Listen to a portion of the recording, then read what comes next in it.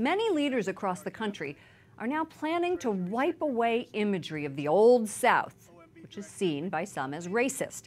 Cities have already started removing Confederate monuments from public property. Correspondent Mark Irons reports from the White House on an ongoing controversy which has gained the president's attention. Mark. Good evening, Lauren. The president says people who remove these monuments are changing history and culture. In that heated press conference, he condemned the violence of white nationalists and neo-Nazis in Charlottesville, but said some people there were not associated with the hate groups and only wanted to protest the removal of a statue of Robert E. Lee. Can everybody clear out for me, please? Thank you. Baltimore removes 4 Confederate statues early this morning. Just 2 days earlier, Robert E. Lee came toppling down in Durham, North Carolina.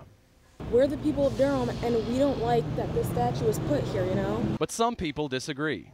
I think it's terrible. I don't think they should have done that. This week it's Robert E. Lee. I noticed that Stonewall Jackson's coming down. I wonder, is it George Washington next week, and is it Thomas Jefferson the week after? You know, you really do have to ask yourself, where does it stop? The president noting that Washington and Jefferson, both with monuments in D.C., owned slaves. What do you think of Thomas Jefferson? You like him? I do. Okay, good. Are we going to take down the statue? Because he was a major slave owner. You're changing history, you're changing culture. Trump says the decision to remove statues should be up to the local community or federal government, depending on where the monuments are located. In Gainesville, Florida, they've decided it's goodbye to Old Joe, a monument to fallen Confederate soldiers. And in Dallas, Texas, the mayor is asking the city council to consider the fate of these statues. As I expressed before, I think they are dangerous totems in our Dallas society because they divide us versus unite us. The Daughters of the Confederacy own this statue in Alexandria, Virginia. The city council voted unanimously to remove it, but 2 state laws won't let that happen.